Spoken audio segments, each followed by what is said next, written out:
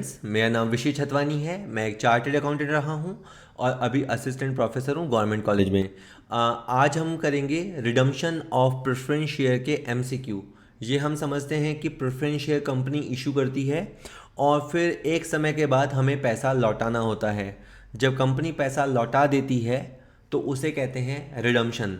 हिंदी में बोलते हैं शोधन या विमोचन। तो पहला क्वेश्चन है, preference share can be redeemed.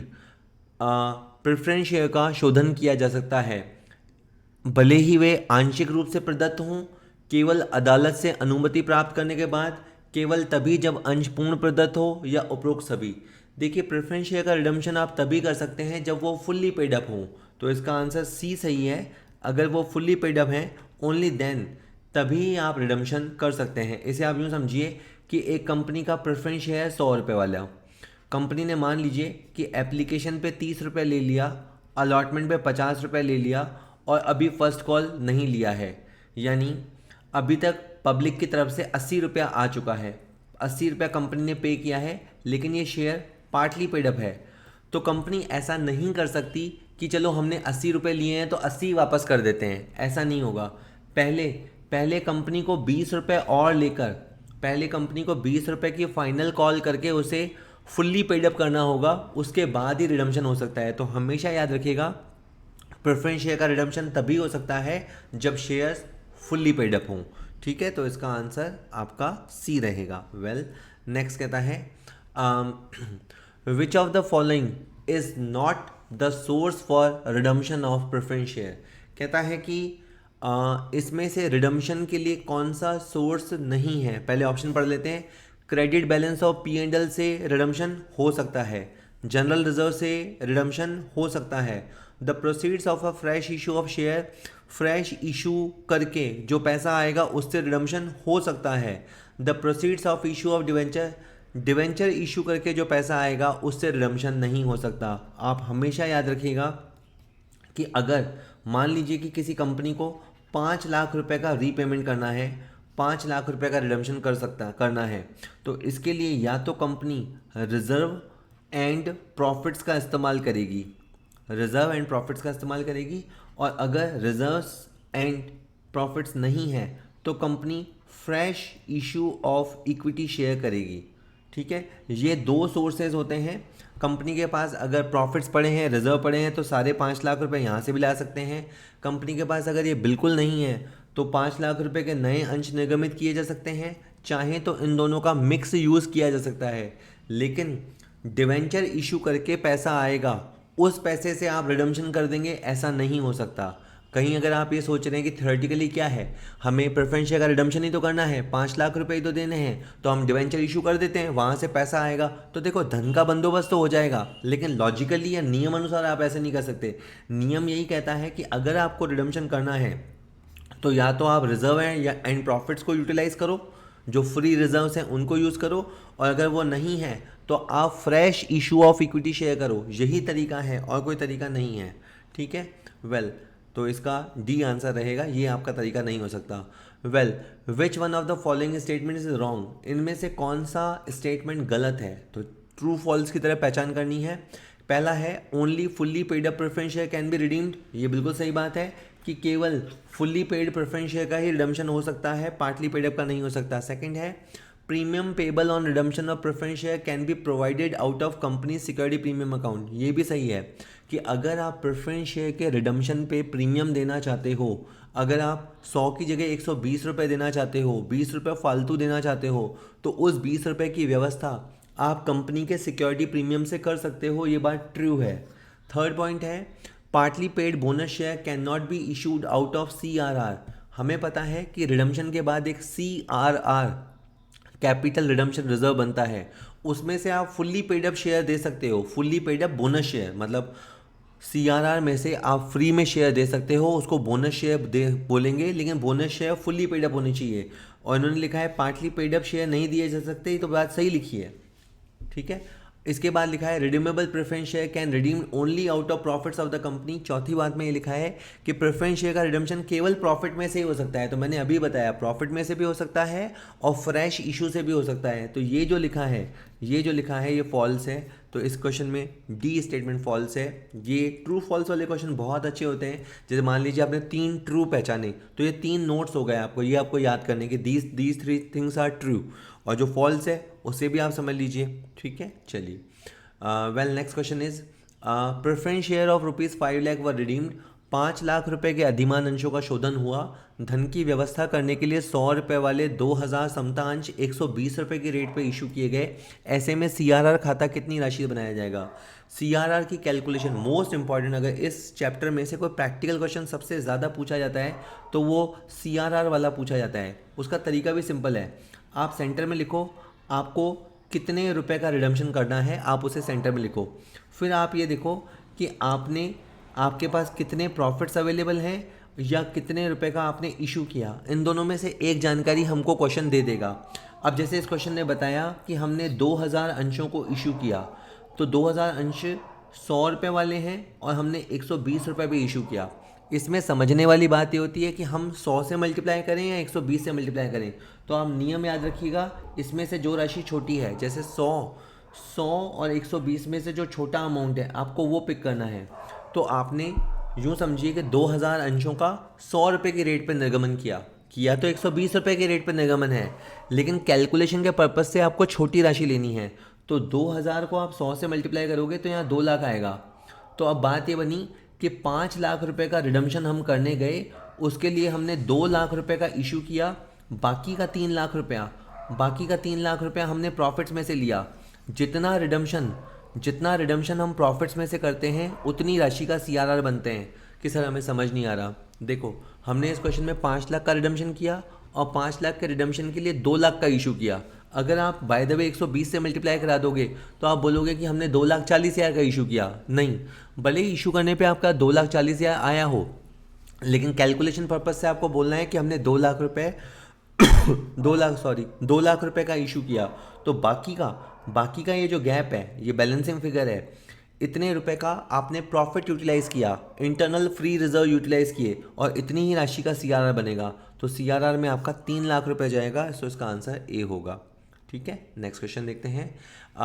Redeemable preference share है 2 लाख रुपए के, उसका रिडम्पशन हमें करना है at par, for which fresh equity share of 80,000 are issued at a discount of 10%।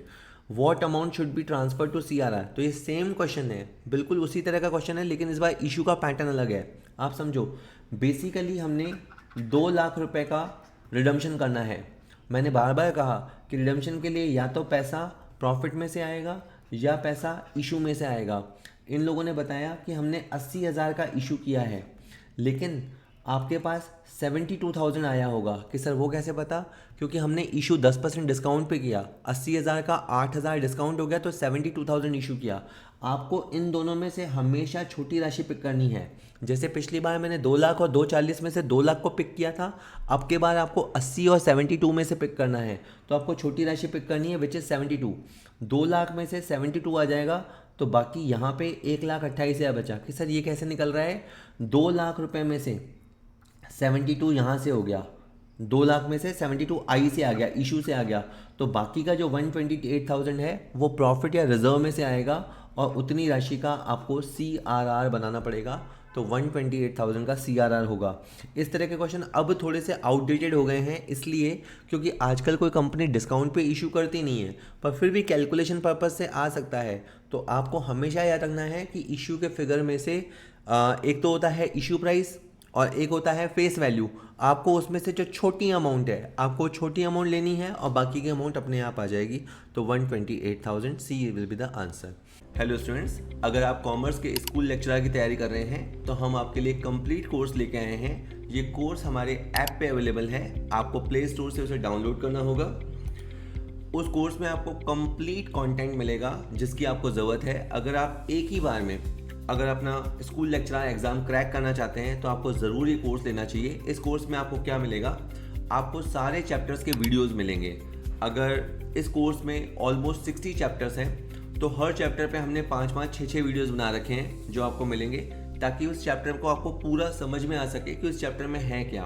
Practical questions white board पे कराए गए हैं, इसके अलावा थ्योरी लेक्चर्स के वीडियोस भी दिए गए हैं। चैप्टर होने के बाद प्रैक्टिस के लिए हर चैप्टर के 100 से ज़्यादा एमसीक्यू कराए गए हैं, कहीं कहीं तो 200 या 300 एमसीक्यू भी हैं। मिनिमम हर चैप्टर के 100 एमसीक्यू दिए गए हैं। इसके अलावा सारा कोर्स हो जाने के बाद प्रैक्टिस के लिए या एग्ज़ाम के लिए तैयार करने के लिए 50 सैम्पल पेपर्स दिए गए हैं। एक सैम्पल पेपर में 150 एमसीक्यू हैं। Total 7500 MCQs are there. इसके अलावा हर चैप्टर के नोट्स हमने दिए हैं। ये नोट्स और सारे एमसीक्यू हिंदी में भी हैं, इंग्लिश में भी हैं। तो अगर आप किसी भी लैंग्वेज से हैं, कोई बैरियर नहीं है, आप आराम से इसकी तैयारी कर सकते हैं। कोर्स लेने के बाद बाय द वे ऐसा होगा नहीं, पर बाय द वे अगर आप संतुष्ट नहीं हैं तो 5 दिन के अंदर आप मनी बैक गारंटी ले सकते हैं। कोई क्वेश्चन नहीं पूछा जाएगा, आपकी फीस पूरी की पूरी रिफंड कर दी जाएगी। जस्ट आपको 5 दिन कोर्स को लेके देखना है। अगर आपको अच्छा नहीं लगता है तो पूरी फीस आपकी वापस कर दी जाएगी। इसके अलावा ये सारा कंटेंट रिकॉर्डेड फॉर्म में है। फिर भी अगर आपको किसी क्वेश्चन में डाउट आता है, अगर आपको कोई क्वेश्चन समझ में नहीं आता या आप कुछ पूछना चाहते हैं, तो आप लगातार व्हाट्सएप ग्रुप में हमसे संपर्क कर सकते हैं। आप जो डाउट भेजेंगे शाम तक होते होते उसका फुल सॉल्यूशन आपको प्रोवाइड करा दिया जाएगा। 6 क्वेश्चन जो है वो बेसिकली बायबैक से जुड़ा हुआ है। देखिए मैं आपको बताता हूँ। अगर कंपनी प्रेफरेंस शेयर होल्डर्स का पैसा वापस करती है तो हम जो टर्म यूज़ करते हैं वो है रिडम्पशन। रिडम्पशन का मतलब होता है किसी चीज़ से मुक्ति पाना। जैसे हमने प्रेफरेंस शेयर होल्डर से पैसा ले रखा था, अब हम पैसा उनका लौटा रहे हैं, तो मतलब हम उनको प्रेफरेंस शेयर को रिडीम कर रहे हैं, उनको निपटा रहे हैं, रिडम्पशन कर रहे हैं। और अगर हम इक्विटी शेयर होल्डर से शेयर वापस लेकर उनका पैसा लौटा दें तो उसे बायबैक कहेंगे। तो वापस सुन लो, अगर कंपनी प्रेफरेंस शेयर होल्डर का पैसा लौटा दे तो उसे रिडम्पशन कहेंगे, और कंपनी अगर इक्विटी शेयर होल्डर का पैसा लौटा दे तो उसे बायबैक कहेंगे। इनका क्वेश्चन ये है कि समता अंशों की वापसी खरीद की सीमा किसी वित्तीय वर्ष में उसकी चुकता पूंजी के %% से ज़्यादा नहीं हो सकती। आप एक साल में मैक्सिमम बायबैक जो कर सकते हैं वो है 25%। अगर सपोज करो कि अगर किसी कंपनी ने 1 लाख इक्विटी शेयर इशू कर रखे हैं, ठीक है, 1 लाख इक्विटी शेयर इशू कर रखे हैं, तो company max to max 25,000 equity share का बायबैक कर सकती है। तो आपको याद रखना है 25%, ये है आपकी मैक्सिमम बायबैक लिमिट। बायबैक की और भी 1-2 लिमिट्स होती हैं कि आप इतने फंड्स ही यूज़ कर सकते हैं, बट अभी आप एक ये परसेंटेज तो याद कर लो कि आप एक साल में 25% से ज़्यादा शेयर्स का बायबैक नहीं कर सकते। तो सी इसका आंसर ये गलत ए प्रिंट हो गया है, इसका आंसर सी है, सी 25%। ठीक है बेटा, चलिए next. Redeemable preference share can be redeemed out of. Preference share जो रिडीमेबल नेचर के हैं उनका रिडम्पशन कैसे कर सकते हैं? इन्वेस्टमेंट को बेचने से जो पैसा आएगा उससे। सेकंड है फ्रेश इशू ऑफ शेयर करने से जो पैसा आएगा उससे, सिक्योरिटी प्रीमियम से, या डिवेंचर इशू करने से। तो मैंने बार बार कहा कि अगर रिडम्पशन करना आपका मकसद है तो आप प्रॉफिट और रिजर्व को यूटिलाइज कर सकते हैं, या फिर आप इशू ऑफ शेयर्स से पैसा ला सकते हैं। तो इशू ऑफ शेयर्स वाला ऑप्शन दे रखा है, तो इसका आंसर बी आएगा। बाकी देखो, अगर एक धन के अरेंजमेंट की बात हो तो आप बैंक से लोन भी ले सकते हैं, आप इन्वेस्टमेंट को बेच सकते हैं, आप डिवेंचर इशू कर सकते हैं। बात धन की नहीं है, जो टेक्निकली लिखा है वो ये लिखा है कि रिडम्पशन के लिए या तो प्रॉफिट्स एंड रिजर्व्स का इस्तेमाल करो, और अगर वो नहीं है तो फिर आप fresh issue of equity shares करो, वहाँ से आपको पैसा लाना होगा। तो इसका answer fresh issue of equity share नहीं है, फ्रेश इशू ऑफ शेयर्स है। कुल में अगर शेयर्स इशू करके आपको पैसा लाना होगा, इसका आंसर बी रहने वाला है। Next is ABC Limited has ₹1 lakh worth of redeemable preference share to be redeemed at a premium of 10%. The balance sheet shows a figure of profit and loss of ₹25,000 and security premium of ₹4,000. The required fresh issue of shares.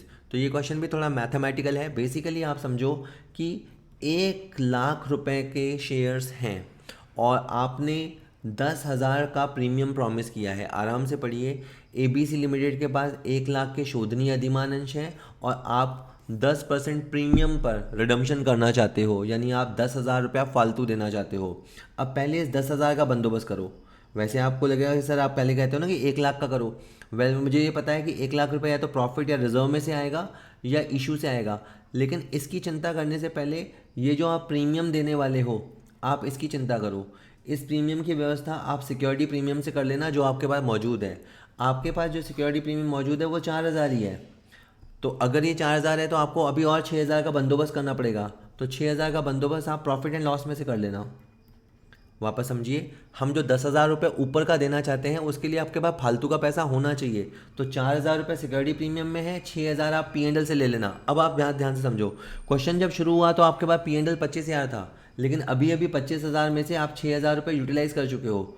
25 में से 6 आपने utilise कर दिया, तो अब आपके पास 19,000, अब आपके पास केवल 19,000 का ही प्रॉफिट बचा है। तो अब आप समझो, 1,00,000 रुपये का रिडम्शन करने चले हो, 19,000 रुपये के प्रॉफिट घर में मौजूद हैं, तो बाकी 81,000 मतलब मैं समझे, अगर इसको मैं एक्स और वाई के नाम से कहूँ तो कभी ये एक्स अमाउंट दे देता है, वाई निकालना पड़ता है, कभी वाई अमाउंट दे देता है, एक्स निकालना पड़ता है। जैसे अभी इस क्वेश्चन में आ गया है कि 1,00,000 में से हमारे पास कितने प्रॉफिट अवेलेबल हैं, मात्र 19,000 के, तो बाकी आपको 81,000 रुपये का इशू करना पड़ेगा। तो इसका आंसर सी आएगा, 81,000 का आपको इशू करना पड़ेगा। ठीक है, next, redeemable preference share can be redeemed when undistributed profit is not available. अब आप समझो, बेसिकली क्वेश्चन में रिडीमेबल प्रेफरेंस शेयर है, अपने को रिडम्शन करना है, तो मैंने जैसे कहा, हमेशा कहता हूँ कि मेरे पास प्रॉफिट होंगे या रिजर्व होंगे, लेकिन इसने क्वेश्चन ने कहा कि नहीं है आपके पास, क्वेश्चन ने मना कर दिया कि आपके पास अनडिस्ट्रीब्यूटेड प्रॉफिट्स नहीं है। अगर ये प्रॉफिट्स अवेलेबल नहीं है तो अब आपके पास एक ही तरीका बचता है, वो है फ्रेश इशू ऑफ शेयर्स।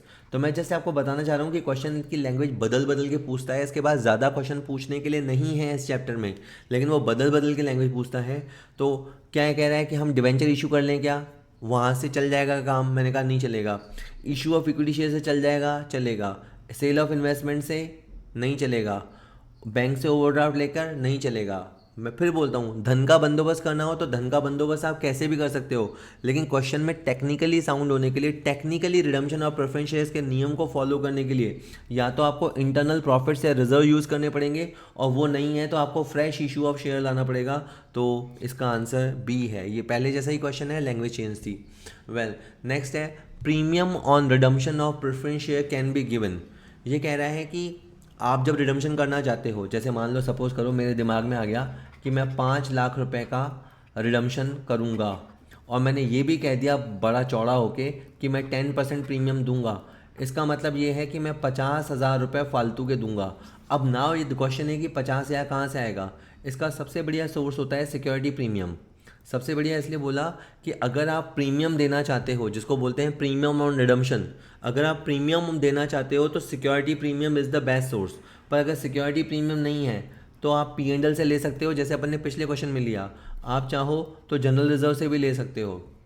तो इसने क्वेश्चन में यही पूछा है कि प्रेफरेंस शेयर का जो प्रेफरेंस शेयर के रिडम्शन का जो प्रीमियम है वो कहाँ से दे सकते हैं, जनरल रिजर्व से, हाँ। सिक्योरिटी प्रीमियम से, हाँ। P&L से, हाँ। हाँ भाई हाँ। तो इसका आंसर आएगा D, all of the above. आप इन तीनों सोर्सेज से प्रीमियम की व्यवस्था कर सकते हो। हमेशा याद रखना, रिडम्शन और प्रेफरेंस शेयर के क्वेश्चन में पहले आपको प्रीमियम की व्यवस्था करनी होती है। प्रीमियम की व्यवस्था करने के बाद ही आपको मेन जो रिडीमेबल अमाउंट है, रिडीमेबल प्रेफरेंस शेयर है, उसका अरेंजमेंट या व्यवस्था करनी होती है। इसका आंसर उपरोक्त सभी आएगा। इन तीनों सोर्सेज से आप व्यवस्था कर सकते हैं। Preference share of the company can not be redeemed. Preference share का रिडम्शन नहीं हो सकता पार वैल्यू पे। आप लाइन पढ़ के सोचो, प्रेफरेंस शेयर का रिडम्शन पार वैल्यू पे नहीं हो सकता, तो ये लाइन तो गलत लिखी हुई है। सेकंड कहता है कि प्रेफरेंस शेयर का रिडम्शन प्रीमियम पे नहीं हो सकता, ये भी गलत है। कंपनी चाहे तो पूरे 5,00,000 रुपये वापस करे, कंपनी चाहे तो एक्स्ट्रा वापस करे, तो प्रेफरेंस शेयर का रिडम्शन पार वैल्यू पे हो सकता है, प्रेफरेंस शेयर का रिडम्शन प्रीमियम पे हो सकता है। थर्ड है, if the preference share are not fully paid up. ये लाइन सही है कि प्रेफरेंस शेयर का रिडम्शन नहीं हो सकता अगर शेयर फुल्ली पेड अप ना हो तो। और चौथे में लिखा है कि प्रेफरेंस शेयर का, जो लाइन लिखी है मैं वो पढ़ के बता रहा हूँ कि प्रेफरेंस शेयर का रिडम्शन नहीं हो सकता अगर बैलेंस शीट में इक्विटी शेयर आउटस्टैंडिंग हो, तो उससे कोई फ़र्क नहीं पड़ता। अगर बैलेंस शीट में इक्विटी शेयर बाकी चल रहे हैं तो भी प्रेफरेंस शेयर का रिडम्शन हो सकता है, नो प्रॉब्लम इन दैट। इसी तरह से प्रेफरेंस शेयर का रिडम्पशन पार वैल्यू पे और प्रीमियम पे हो सकता है, लेकिन इसमें सी जो बात लिखी है वो सही लिखी है कि अगर शेयर फुल्ली पेड अप ना हो तो प्रेफरेंस शेयर का रिडम्पशन नहीं हो सकता। तो ये जो सी बात लिखी है वो बिल्कुल सही लिखी हुई है ना। तो आपको ये लाइन मिलाना भी आना चाहिए, ठीक है। Well, next is transfer to CRR capital redemption reserve account is not allowed from which of these profits. मैं आपको एक बात बताता हूँ, सपोज करो आप 4 लाख रुपए का रिडम्पशन करने जा रहे हो, 4 लाख की प्रेफरेंस शेयर्स का रिडीम करने जा रहे हो। हमने कहा कि आप प्रॉफिट्स यूज़ कर सकते हो और आप रिजर्व यूज़ कर सकते हो। रिजर्व एंड सरप्लस वाले चैप्टर में मैंने आपको बताया कि रिजर्व्स बहुत तरह के होते हैं। तो मैं आपको बता दूं कि रिजर्व्स में आप कौन से रिजर्व यूज़ कर सकते हो। रिजर्व्स में आप केवल फ्री रिजर्व जो हैं वो यूज़ कर सकते हो, जो आपके रेवेन्यू प्रकार के, जो आपके रेवेन्यू रिजर्व हैं, जो रेवेन्यू रिजर्व हैं, चाहे वो फ्री हों चाहे वो स्पेसिफिक हों, उन्हीं को आप यूज़ कर सकते हैं। तो आप इंश्योरेंस फंड को यूज़ कर सकते हैं, आप वर्कमैन कॉम्पनसेशन फंड को यूज़ कर सकते हैं, वर्कर एक्सीडेंट फंड को यूज़ कर सकते हैं, प्रॉफिट प्रायर टू इनकॉर्पोरेशन ये एक तरह का कैपिटल रिजर्व होता है, इसे आप यूज़ नहीं कर सकते। तो अभी आपको ये याद करना है कि रिडम्पशन के पर्पज़ से आप फ्री रिजर्व या कहें रेवेन्यू रिजर्व को यूज़ करेंगे, आप कैपिटल रिजर्व को यूज़ नहीं करेंगे।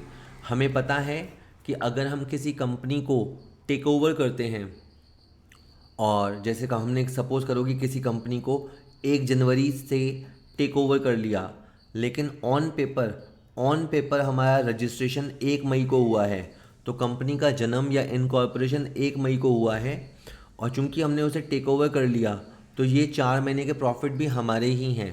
तो ये प्रॉफिट कहलाएंगे प्रॉफिट प्रायर टू इनकॉर्पोरेशन। ऐसे प्रॉफिट का नेचर होता है कैपिटल प्रॉफिट, और कैपिटल प्रॉफिट से जो बनता है वो होता है कैपिटल रिजर्व।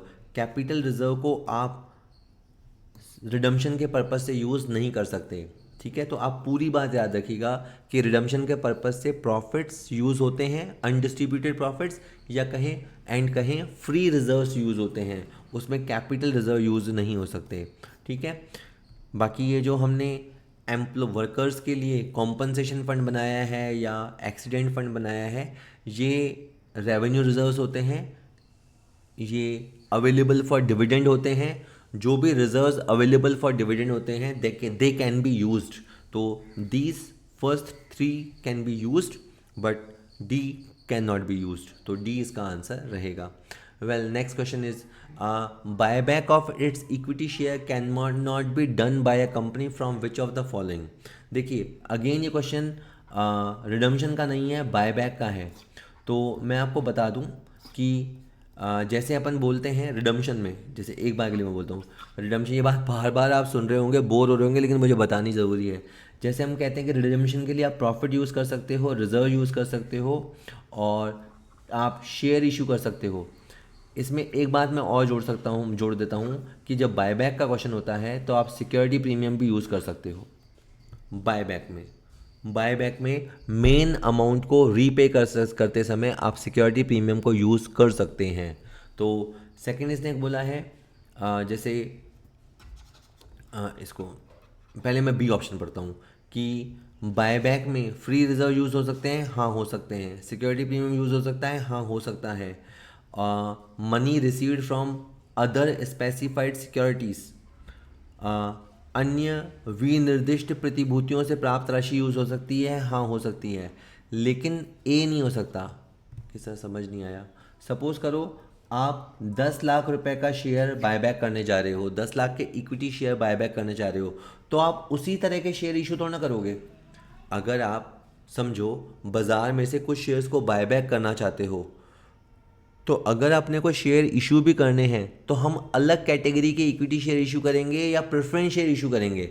इसे भी समझिए, जनरली क्या होता है, अगर आप प्रेफरेंस शेयर का रिडम्पशन कर रहे हो तो आप इक्विटी शेयर इशू करोगे, और अगर आप इक्विटी शेयर का बायबैक कर रहे हो तो आप प्रेफरेंस शेयर इशू करोगे, या अगर इक्विटी शेयर का ही बायबैक करना है तो आप इक्विटी शेयर अलग कैटेगरी के इशू करोगे। इस पहले पॉइंट में लिखा है कि हम उसी तरह के इक्विटी शेयर्स को इशू करके बायबैक कर सकते हैं। तो फिर तो क्या तुक हुआ, एक्स आदमी से एक्स आदमी से जैसे इक्विटी शेयर बायबैक किए वैसे के वैसे इक्विटी शेयर अपन ने वाई आदमी को दे दिए, तो फिर क्या ही फ़र्क पड़ा, फिर इतनी एक्सरसाइज करने का मतलब क्या है। इसलिए अगर मैं 100 की सीधी बात बताऊं तो अगर आप इक्विटी शेयर का बायबैक करना चाहते हो तो आप उसी तरह के इक्विटी शेयर इशू करके ऐसा नहीं कर सकते, बाकी सारे तरीके अपना सकते हो आप, बाकी सारे तरीके अपना सकते हो। और कोई सिक्योरिटी आपको इशू करने करने को कहा जाए वो कर सकते हो, free reserve, P and L, security premium, ये सब तरीके कर सकते हो। ठीक है, तो ए इसका सही आंसर है। वेल नेक्स्ट क्वेश्चन है, issue of bonus share may take place. पहली बात तो आप समझो बोनस शेयर क्या होते हैं। अगर कोई कंपनी अपने शेयर होल्डर को फ्री में शेयर देती है, जब मैं ये वीडियो शूट कर रहा हूँ 2024 में सितंबर को, 1 सितंबर को, तो मैंने सुना था कि एक अपनी जो रिलायंस कंपनी है वो अपने एनुअल जनरल मीटिंग में 1:1 का बोनस शेयर देने वाली है। मतलब एक शेयर होल्डर को एक शेयर फ्री में देने वाली है रिलायंस कंपनी। क्या देती है नहीं देती है वो तो एनुअल जनरल मीटिंग में देख लेंगे। मैं बताना चाहता हूँ कि बोनस शेयर फ्री में दिया जाता है।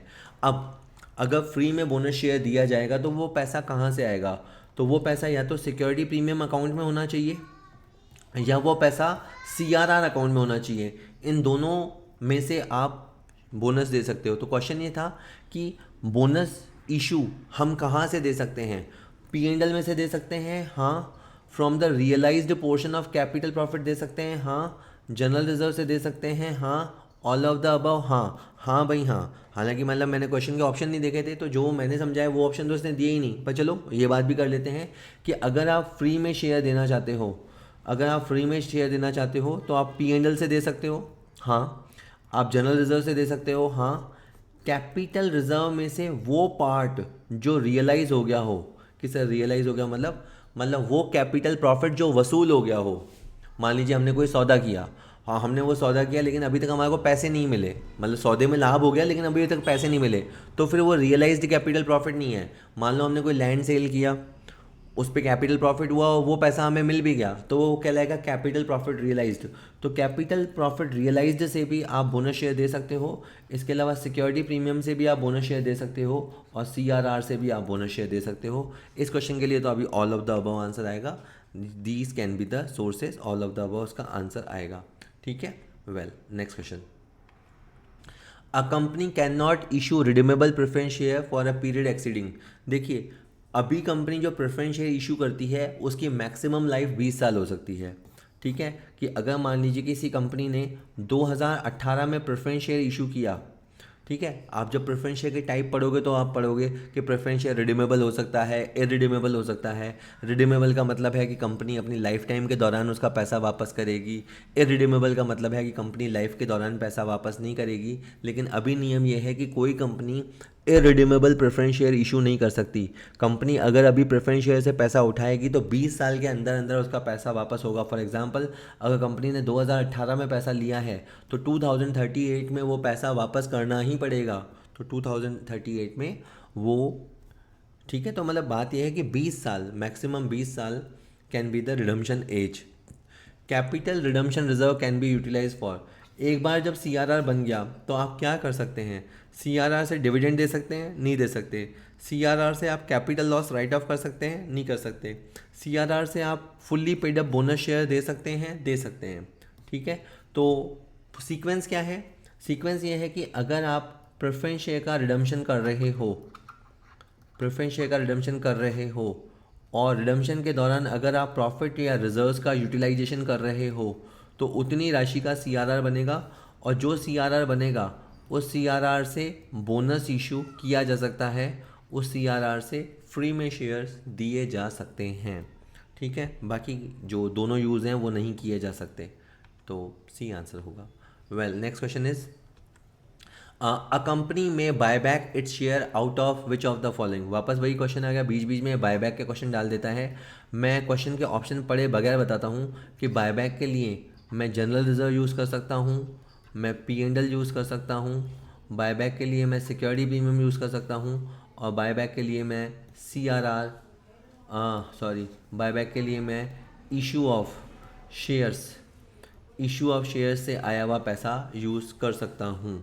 ठीक है, तो फ्री रिजर्व यूज़ कर सकते हैं, हाँ, सिक्योरिटी प्रीमियम यूज़ कर सकते हैं, हाँ, प्रेफरेंस शेयर से आया हुआ पैसा यूज़ कर सकते हैं? तो हाँ, क्योंकि इक्विटी शेयर के रिडम्पशन के लिए मैं प्रेफरेंस शेयर से आया हुआ पैसा यूज़ कर सकता हूँ। तो all of the above, yes, उपरोक्त सभी। ठीक है, वेल, नेक्स्ट क्वेश्चन इज, एक लिमिटेड कंपनी है, उसको अपने प्रेफरेंस शेयर का रिडम्पशन करना है, 1,00,000 रुपये का है, और कंपनी ने इसके लिए 3,000 इक्विटी शेयर 10 रुपये वाले हैं और 11 रुपये के दाम पे इशू किए हैं। तो बताओ CRR में कितना अमाउंट जाएगा? तो वापस ये बुनियादी बेसिक क्वेश्चन पे लौट आया। बेसिकली आप ये समझो कि 1,00,000 रुपये का हमारा टारगेट है, और 1,00,000 रुपये या तो प्रॉफिट और रिजर्व में से आएगा या इशू में से आएगा। वेल, अगर शेयर को देखें तो वो 10 रुपये का है, और अगर उसका इशू प्राइस देखें तो वो 11 रुपये पे इशू हुआ है। तो जैसे 3,000 इशू है, तो अपने को 10 और 11 में से 10 को लेना है, जो भी छोटा अमाउंट है वो लेना है। तो समझो 3,000 शेयर, 10 रुपये का भाव, कितना हुआ? 30,000 रुपया। तो पूरी बात क्या समझ में आई कि 1,00,000 रुपये के लिए 30,000 तो हमारे पास 30,000 तो हमारे पास इशू से आया है, बाकी 70,000 रुपये के हमने इंटरनल प्रॉफिट या इंटरनल फ्री रिजर्व्स यूज़ किए हैं। इतनी ही राशि फिर CRR में जाएगी। ठीक है, तो इस तरह से 70,000 रुपये से एंट्री होगी। इसका आंसर C रहने वाला है।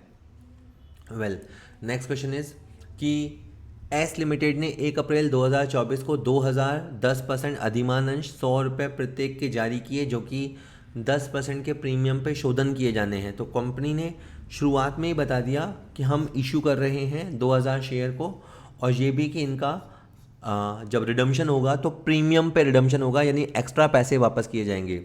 रिडम्पशन के पर्पज़ से कंपनी ने 100 रुपये के 1,500 अंशों को 120 रुपये के प्रीमियम पे इशू किया। तो बताओ CRR में कितनी राशि आएगी? तो बता के मैं तो बोर हो चुका, अब आप ये क्वेश्चन खुद ही वैसे कर लेना। बेसिकली आप समझो, क्वेश्चन में 2,000 अंश हैं और 100 रुपये वाले हैं, तो बेसिक ये क्वेश्चन 2,00,000 का है। अब ये 2,00,000 कहाँ से आएगा? या तो प्रॉफिट ऑब्लिक रिजर्व में से आएगा, या ये पैसा इशू में से आएगा। वेल, अगर इशू से आएगा तो कितने आएंगे? 1,500 शेयर।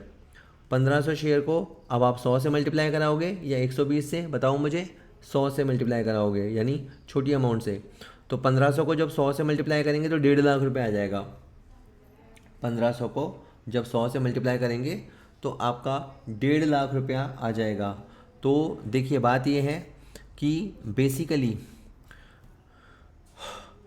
2,00,000 रुपये के प्रेफरेंस शेयर हैं और 1,50,000 रुपये का आपने इशू किया, तो बाकी 50,000 रुपये प्रॉफिट में से यूटिलाइज हुआ, तो इतनी राशि आपकी CRR को जाएगी। तो 50,000 will be transferred to CRR। तो इसके पास बोलने बताने के लिए ज़्यादा क्वेश्चन है नहीं।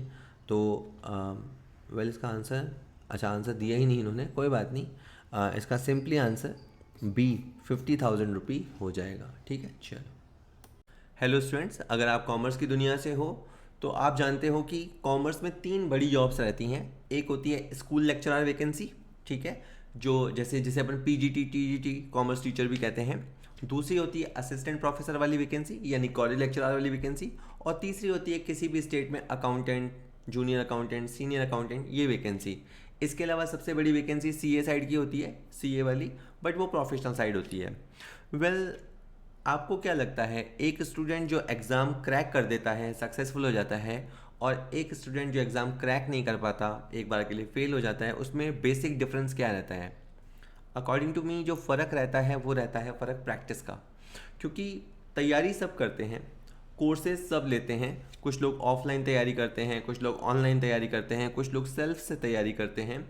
तो एक बार के लिए तैयारी सब करते हैं, लेकिन जो मेन फ़र्क रह जाता है ना, वो प्रैक्टिस का रहता है। ठीक है, तो जितनी ज़्यादा आप प्रैक्टिस करेंगे उतने ज़्यादा आपके सिलेक्शन के चांसेस बढ़ेंगे।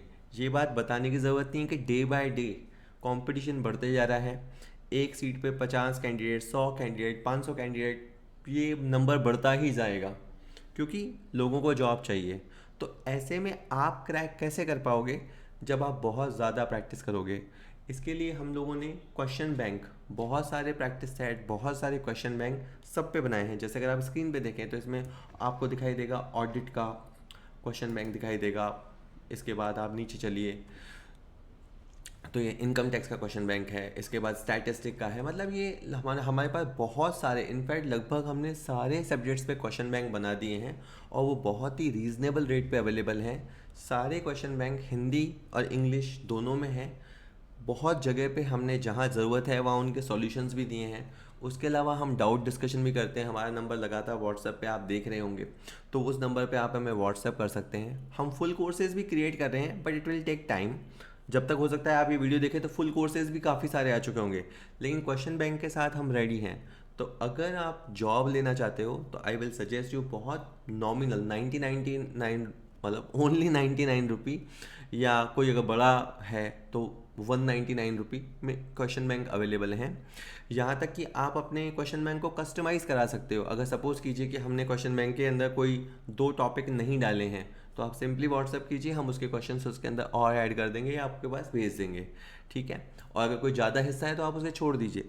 तो बहुत सिंपल है तैयारी करना, बट तैयारी करनी पड़ती है, ठीक है ना। क्रिकेट खेलना सबको आता है ऑलमोस्ट, अगर आप इंडिया में हैं तो क्रिकेट खेलना सबको आता है, लेकिन अच्छे प्लेयर कौन बनते हैं? जो रेगुलर प्रैक्टिस करते हैं, बहुत सारी प्रैक्टिस करते हैं। तो प्रैक्टिस इज़ द की। तो मैं जैसे आपको यही बताना चाह रहा हूँ इस वीडियो में कि बहुत सारे क्वेश्चन सॉल्व करने के लिए आपको एक सॉलिड क्वेश्चन बैंक चाहिए।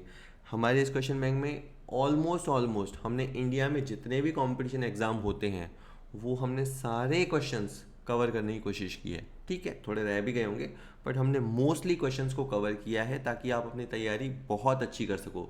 सिंपल लेवल, एवरेज लेवल से लेके एडवांस लेवल तक के एमसीक्यू हमने इसके अंदर इंसर्ट किए हैं। कोई अगर चैप्टर नहीं है तो आप उसे और ऐड करवा सकते हैं।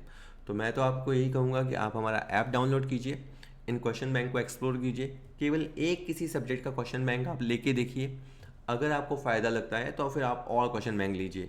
जहाँ आप इतना तैयारी पे पैसा खर्च करते हैं, आगे इतनी लाइफ आपकी दांव पे लगी हुई है, तो एक 500, 600 या 900 रुपये के सारे सब्जेक्ट्स के भी मिला के 1000 रुपये के अंदर सारे आ जाएंगे। और मैं तो कह रहा हूँ केवल एक 99 रुपीज़ से स्टार्ट कीजिए। तो जस्ट एक बार ट्राई कीजिएगा, कॉमर्स पॉइंट ऐप हमारा डाउनलोड कर लीजिएगा। दिक्कत आए तो व्हाट्सअप कर सकते हैं, ठीक है। आखिरी के कुछ question. Redemption of preference share can not be done out of sale of asset से आए हुए पैसे से रिडम्पशन नहीं हो सकता, ये बात सही लिखी है। जनरल रिजर्व से नहीं हो सकता, ये बात गलत लिखी है। P&L से नहीं हो सकता, ये बात गलत लिखी है। डेवलपमेंट फंड से नहीं हो सकता, ये बात गलत लिखी है। तो अब आप इसमें समझो, अगर आपको लाइन समझ में नहीं भी आ रही है तो भी ऑड वन आउट से समझ सकते हो। अगर मैं ए के साथ इस लाइन को पढ़ूँ तो ये लाइन सही लिखी हुई है कि प्रेफरेंस शेयर का रिडम्पशन सेल ऑफ असेट से आए हुए पैसे से नहीं हो सकता, ये लाइन सही लिखी हुई है। तो इसका आंसर ए आएगा। कहाँ से हो सकता है? इन तीनों से हो सकता है। कहाँ से नहीं हो सकता? यहाँ से नहीं हो सकता, तो ये लाइन इसलिए सही है। तो 21 का आंसर ए आएगा। If shares are issued at premium, then the amount of premium can be utilized for issuing bonus share, for payment of dividend, for redemption of debenture, none of the above। कहता है कि अगर shares को premium पे issue किया जाता है तो आपका शेयर्स को प्रीमियम पे इशू करोगे तो आपका सिक्योरिटी प्रीमियम आएगा। उस सिक्योरिटी प्रीमियम से आप चाहो तो बोनस शेयर दे सकते हो। Can be utilize for issuing, can not be, इनको कैन नॉट बी, इन सबको ध्यान से पढ़ा करो। सिक्योरिटी प्रीमियम, और नियम याद रखा करो। नियम यह है कि सिक्योरिटी प्रीमियम का इस्तेमाल बोनस इशू के लिए हो सकता है। तो लाइन से लाइन मिलाते हुए ए इसका आंसर हो जाएगा, ठीक है। बाकी डिविडेंड में नहीं हो सकता, रिडम्पशन और डिवेंचर में नहीं हो सकता। अगला क्वेश्चन है, as per the Companies Act only preference share which are redeemable within dash year can be issued. तो ये रिपीट क्वेश्चन है। 20 ईयर्स, जो प्रेफरेंस शेयर 20 साल के अंदर रिडीमेबल हो, only that can be issued. 20 साल के अंदर आपको पैसा वापस करना ही पड़ेगा, ठीक है। दो आखिरी के क्वेश्चन बचे हैं। According to section 55 of the Companies Act 2013, ये भी याद करने का होता है। हो सकता है कि मैं इतना आपको बता रहा हूँ और आपके लिए वहाँ सिंपल सा क्वेश्चन आए कि प्रेफरेंस शेयर के रिडम्पशन से संबंधित धारा कौन सी है। तो 5 पंच मारना है। प्रेफरेंस को पंच मारना है। According to section 55 of Companies Act, a company can not redeem its preference share out of revenue profit, ये बात गलत लिखी है। सेकेंड लिखी लाइन के साथ, मैं तो लाइन के साथ मिलाते हुए पढ़ता हूँ। अ company can not redeem its preference share out of the net proceeds of fresh issue of share, ये लाइन भी गलत लिखी हुई है। तीसरी line, a company can not redeem its preference share out of the partly out of revenue profits and partly out of net proceeds of fresh issue, ये बात भी गलत लिखी है। और ये बात सही लिखी है कि a company can not redeem its preference share out of sale of assets. संपत्ति को बेच के आए हुए पैसे से आप प्रेफरेंस शेयर का रिडम्पशन नहीं कर सकते। केवल ये लाइन सही लिखी हुई है, तो डी इसमें सही लिखा है, बाकी तीनों गलत लिखे हैं। आज का आखिरी question, consider the following statement. शोधनीय पूर्वाधिकार अंशों का शोधन किया जा सकता है शेयरों के इस आशय के लिए किए गए नए निर्गमन की राशि में से। तो ये बात सही लिखी है कि प्रेफरेंस शेयर का रिडम्पशन हम कर सकते हैं इस पर्पस से जो हम इश्यू ऑफ शेयर करते हैं उससे हम कर सकते हैं। मैंने लिखा यस। लाभांश के लिए उपलब्ध लाभों की राशि में से preference share can be redeemed out of the amount of profit available for dividend. ये बात भी सही लिखी है। हम मतलब जो प्रॉफिट हमने डिविडेंड देने के लिए रखे हुए होते हैं उन प्रॉफिट्स को भी रिडम्पशन के लिए यूटिलाइज कर सकते हैं। उसको फ्री रिजर्व्स बोलते हैं या फ्री प्रॉफिट्स बोलते हैं। असेट्स की लगातार तीसरी बार आ रहा है, असेट्स की सेल में से आई हुई राशि का यूज़ हम नहीं कर सकते फॉर रिडम्पशन। इसी तरह गवर्नमेंट से मिली ग्रांट से भी हम रिडम्पशन नहीं कर सकते। मैं आपको बता दूं, सरकार से जो ग्रांट मिलती है उससे आप डिविडेंड डिक्लेयर कर सकते हो, लेकिन सरकार से मिली हुई ग्रांट से आए हुए पैसे से आप प्रेफरेंस शेयर का रिडम्पशन नहीं कर सकते। तो इस क्वेश्चन में 1 तथा 2 के क्वेश्चन में ये था कि आप प्रेफरेंस शेयर का रिडम्पशन किस सोर्स से कर सकते हैं। तो इसने 4 सोर्स बताए। मैं कहता हूँ 4 सोर्स में पहला ही लिखा है कि शेयर इशू करके आए हुए पैसे से रिडम्पशन कर सकते हो। हाँ, जो पैसा डिविडेंड डिस्ट्रीब्यूट करने के लिए रखा हुआ है उस पैसे का यूटिलाइज कर सकते हो। हाँ, बाकी सेल ऑफ एसेट्स और ग्रांट से आए हुए पैसे को आप यूटिलाइज नहीं कर सकते। होप वीडियो आपको समझ में आया होगा। अगर वीडियो समझ में आया हो तो वीडियो को लाइक किया करो। हमारा चैनल है उसे सब्सक्राइब कर लो। हमारा ऐप है, कॉमर्स पॉइंट ऐप है, उसे आप डाउनलोड कर लो। कोई आपको डाउट आता है तो स्क्रीन पे जो व्हाट्सएप नंबर आता है वो आप उस पर हमें व्हाट्सएप कर दिया करो। चलो ठीक है।